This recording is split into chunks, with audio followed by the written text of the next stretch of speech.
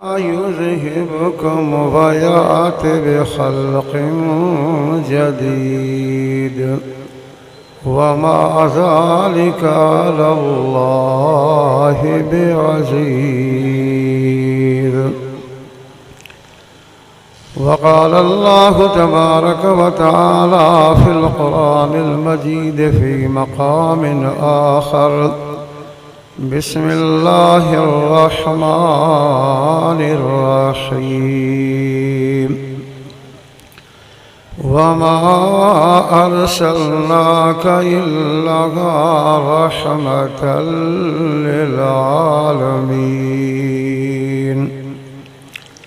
वक़ाल अल्लाहु तबारक व तआला फ़िल क़ुरानिल मजीद फ़ी मक़ामिन आख़र बिस्मिल्लाहिर्रहमानिर्रहीम।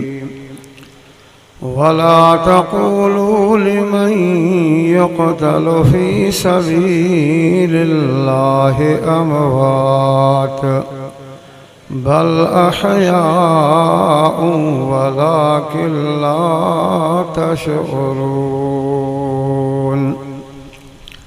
सदक़ल्लाहुल अज़ीम। दुरूद शरीफ बुलंद आवाज़ से सभई पढ़ो। अल्लाहुम्मा सल्लि अला मुहम्मद व अला आलि मुहम्मद कमा सल्लैता अला इब्राहीम व अला आलि इब्राहीम इन्नका हमीदुम मजीद। अल्लाहुम्मा बारिक अला मुहम्मद व अला आलि मुहम्मद कमा बारकता अला इब्राहीम व अला आलि इब्राहीम इन्नका हमीदुम मजीद। अजीज़ो दोस्तों व प्यारा भाइरो, अवां जे आॾो क़ुरान शरीफ़ जे मुख़्तलिफ़ जगहन तां कुछ आयतूं तिलावत कयूं आहिनि। दुआ करियो अल्लाह ताला मूंखे सही सही बयान करण जी तौफ़ीक़ अता फ़रमाए। ज़ोर सां आमीन चओ न, अञा बि ॾाढा आमीन चओ। ऐं अल्लाह तबारक व तआला हर मुसलमान खे क़ुरान पाक जे मथां अमल करण जी तौफ़ीक़ अता फ़रमाए। तव्हां असां न अल्लाह जे ज़ात खे ॾिठो आहे, न पैगंबर साईं जे ज़ात खे ॾिठो आहे, तव्हां असां सभिनी ॾिठो आहे हे रब जो मिठड़ो क़ुरान शरीफ़ ॾिठो आहे। नबी साईं सल्लल्लाहु अलैहि वसल्लम जे दरबार में हिकिड़ो सहाबी अर्ज़ करे थो, सुहिणा जेके असां खां बाद में ईंदा रब उन्हनि सां राज़ी थींदो। साईं जन फरमाइनि था यकीनन ज़रूर राज़ी थींदो। साईं कहिड़ी ॻाल्हि जे करे? साईं जन फरमाइनि था तहां मां मुहम्मद करीम सल्लल्लाहु अलैहि वसल्लम खे ॾिसी करे ईमान आंदो आहे, पर मुंहिंजा उम्मती बाद में ईंदा मूंखे बि न ॾिसंदा, अल्लाह जे क़ुरान खे ॾिसी करे उन ते ईमान आणींदा, उन्ही ते अमल कंदा। रब क़ुरान जे करे उन्हनि सां राज़ी थींदो। रब साईं जो रज़ामंदो अथव क़ुरान जे करे, भलाई बरकता क़ुरान जे करे। आया हो न बाहेड़ी देर ताईं वेही अल्लाह जो क़ुरान ॿुधो था, ख़ाली न मोटंदो, सभई हथ खड़ो करे चओ इंशाअल्लाह रहमत वठी करे मोड़दासीं। चओ अल्लाह जे क़ुरान में रहमत ई रहमत आहे। चओ ये लफ़्ज़ चओ, अल्लाह जे क़ुरान में रहमत ई रहमत आहे, बरकत ई बरकत आहे। मां तर्ज़ कंदो आहियां अल्लाह क़ुरान में एॾी बरकत रखी अथव जो रब साईं अण हूंद मां हूंद करे ॾींदो अथव, ऐं न हुजण मां अल्लाह साईं हुजण करे ॾींदो अथव। हज़रत हुसैन साईं सभु चओ रज़ी अल्लाह ताला अन्हु, चओ ज़ोर सां चओ रज़ी अल्लाह ताला अन्हु। ऐं उन्हनि जो बाप हज़रत हसन साईं सभु चओ रज़ी अल्लाह ताला अन्हु।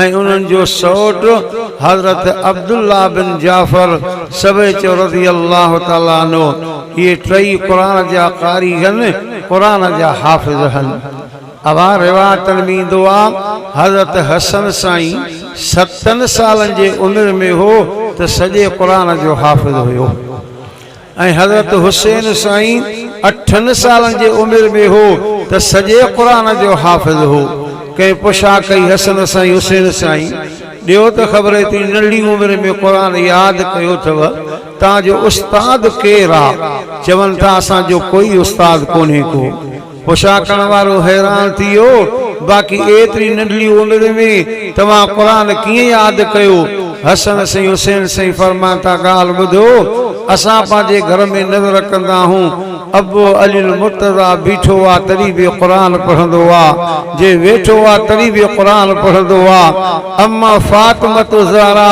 असां सां ॿोली ॻाल्हाईंदी आहे तॾहिं बि क़ुरान पढ़ंदी आहे असांखे लोली ॾींदी आहे तॾहिं बि क़ुरान पढ़ंदी आहे असां ॿई ॿार अबे अम्मा जे क़ुरान खे ॿुधंदे ॿुधंदे इन उमिरि में सारे क़ुरान जा हाफ़िज़ थी चुका आहियूं हुसैनी भी उहा जमात जंहिंमें अल्लाह जे क़ुरान जा हाफ़िज़ मौजूद हुजनि अचो मां खे ॾेखारियां जमियत उलमा इस्लाम में काफ़ी वक़्तु ईंदो मेराप जे इलाइक़े में वाद कयोसीं तक़रीबन 9 सालनि जो छोकिरो हुयो जंहिंसां अल्लाह महिरबानी कई सॼो क़ुरान सीने में यादि हुयो हुसैनी हुए जेके कुरान वारा मां पे अर्ज़ कयो हसन साईं हुसैन साईं ऐं हज़रत अब्दुल्ला बिन जाफर जो सौट टई कुरान जा कारी कुरान जा हाफ़िज़ वाइज़ कनि था तबलीग कनि था हाणे वापसि मदीने ॾे मोटिया आहिनि मदीने जो पद पहाड़ जो जबल जो उञ बि लॻी बुख बि लॻी हिक ॿिए खे चवण लॻा चढ़ो जबल ते ॾिसो मन का आबादी हुजे वस हुजे मानी बि खाऊं त पाणी भी पियूं अञा जो नज़र कयूं हिकिड़ी झूपड़ी ते नज़र पियनि आया झूपड़ी में ॾिसनि त हिकिड़ी पोड़ी औरत वेठी आहे हज़रत हुसैन सां ॻाल्हाए त अम्मा पोड़ी असां मदीने जा मुसाफ़िर आहियूं उञ बि लॻी थी बुख बि लॻी थी मानी बि खारा पाणी बि पियार पोड़ी चवण लॻी जवान शाम ताईं वेहो मुंहिंजो मुड़ुसु शहर वियो आहे मज़दूरी करण कमाइण अला कंदो मज़दूरी मिली हूंदसि पोइ पैसा शाम मज़दूरी जा मिलंदसि न अटो बि वठी ईंदो सौदो सामान बि रस्ते ते चश्मो आहे पाणी बि भरे ईंदो शाम ताईं वेहो टिनी पाण में सलाह कई शाम ताईं केरु वेहे उथो त सफ़र शुरू कयूं अञा जो उथिया हज़रत हुसैन साईं जी उन पोड़ी जे घर जे अंदरि हिकिड़ी बकरी ते नज़र पई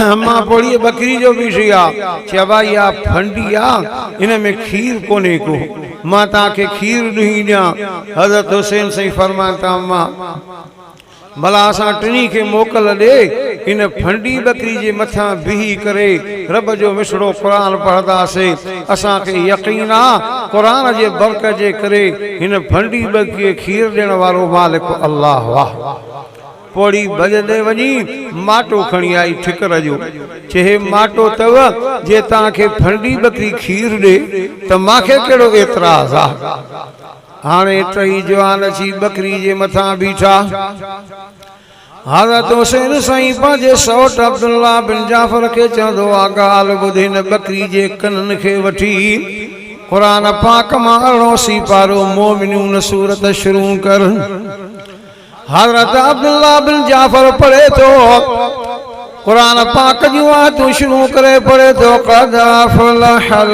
मुमिनून अल्लज़ीना हुम फ़ी सलातिहिम ख़ाशिऊन वल्लज़ीना हुम अनिल लग़्वी मुअरिज़ून वल्लज़ीना हुम लिज़्ज़काति फ़ाइलून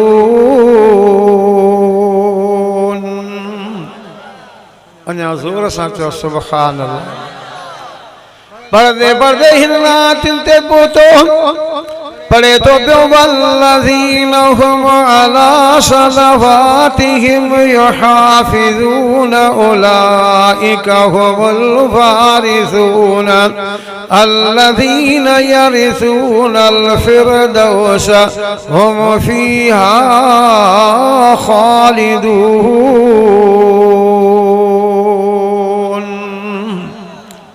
ऐं हज़रत हुसैन साईं पांजे बाहसन के चेतो अदासन हिन बकरी जे विच ते भी कुरान मां मुल्क सूरत शुरू कर हज़रत हसन सही पढ़े तो तबारकल्लज़ी बियदिहिल मुल्क व हुवा अला कुल्लि शैइन क़दीर अल्लज़ी खलक़ल मौत वल हयात लियब्लुवकुम अय्युकुम अहसनु अमला व हुवल अज़ीज़ुल गफूर।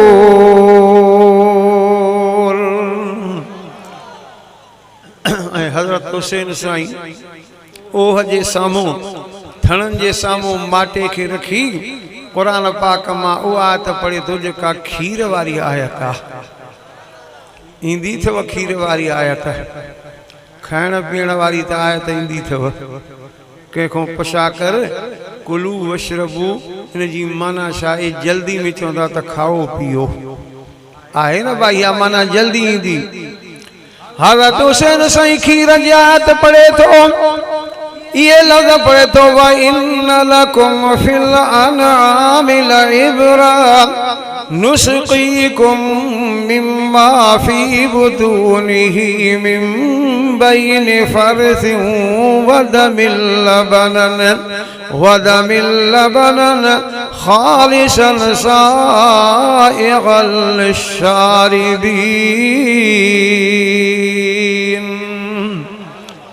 हज़रत हुसैन साईं खीर जी आयत जो पढ़ी तॾहिं ख़बर पई त फंडी बकरी खे खीर अची वियो।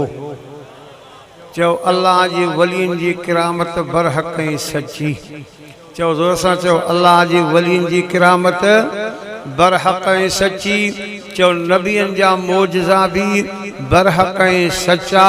पर हथ खड़ो करे चओ त ताक़त कंहिंजी आहे? सभई चओ अल्लाह जी आहे। कंहिंजी ताक़त आहे? अण हूंद मां हूंद करे त केरु आहे? न हुजण मां हुजण करे त केरु आहे? हज़रत हुसैन साईं खीर ॾियणु शुरू कयो त माटो खीर जो भरिजी वियो। अथव ॻाल्हि यादि कि न? पंहिंजे ख़्याल में वेठा हो। अम्मा पोड़ी ॿियो थां खणी आ, ॿियो माटो खणी आई, ॿियो बि भरिजी वियो। अम्मा टियों थां खणी आ, टियों माटो खणी आई, उहो बि खीर जो भरिजी वियो। अम्मा चौथों थां खणी आ, पोड़ी चवण लॻी असांजे घर में चौथों थां ई कोन्हे को। टे माटा खीर जा भरियल ॾिसी पोड़ी पुछा करे पई जवानो तव्हां अखियुनि मुंडण वारा हो छा? फंडी बकरी मां टे माटा खीर जा अखियुनि मुंडण वारा हो? हज़रत हुसैन साईं फरमान था अम्मा असां अखियुनि मुंडण वारा न आहियूं, असां क़ुरान वारा आहियूं। पोड़ी पुछा करे थी जवानो पोइ पंहिंजा नाला बि ॿुधायो, पंहिंजो ख़ानदान ॿुधायो, पंहिंजो शहर त ॿुधायो। हज़रत हुसैन साईं फरमान था मां असांजो सौट थी, हिन जो नालो अब्दुल्ला बिन जाफ़र थी, हे मुंहिंजो भाउ थी, हिन जो नालो हसन थी, मुंहिंजो नालो हुसैन थी। अम्मा असांजी अम्मा थी, उन जो नालो फातिमत ज़हरा थी, जेका जन्नत में सभिनी औरतुनि जी सरदार हूंदी। अम्मा असांजो अबो थी, उन जो नालो अली मुर्तज़ा शेर ख़ुदा हैदर करार थी। अम्मा इहे नाला तो न ॿुधाऊंदा, पर हे नालो त ॿुधो हूंदी। असांजो नानो थी, उन जो नालो मोहम्मद रसूलुल्लाह थी, असांजो शहर मदीनो थी। पोड़ी चई त बेशक तव्हां क़ुरान वारा हो, अल्लाह तव्हां सां क़ुरान जे करे वॾी भलाई कई आहे। हे भलाई बरकत थी अल्लाह जे क़ुरान जे करे थी। हिन उमिरि सां अल्लाह वॾियूं महिरबानियूं कयूं थी। हिकु त क़ुरान मिलियो रहमत वारो, ऐं चो नबी साईं मिलियो वाह हथ खड़ो करे चो तो वो भी रहमत वारो वाह। शो तो बे नंबर ते अवां जी आलू माई आयत करीमा भी तिलावत कया वमा अरसलनाक इल्ला रहमतल लिल आलमीन। सब चो तो सुनो साईं रहमतुल लिल आलमीन। हथ खड़ो करे चो तो सुनो साईं रहमतुल लिल आलमीन। चो पंहिंजनि जे लाइ रहमत आहे त परावल लाइ बि रहमत आहे। मां तो उलमा दीवबंद जो जमियत उलमा इस्लाम जो अदना में अदना कारकुना असांजो ईमान अक़ीदो आहे त पैगंबर साईं जा हथ मुबारक भी रहमत वारा आहिनि। सभई ज़ोर सां चओ त बेशक नबी साईं जा हथ मुबारक भी रहमत वारा।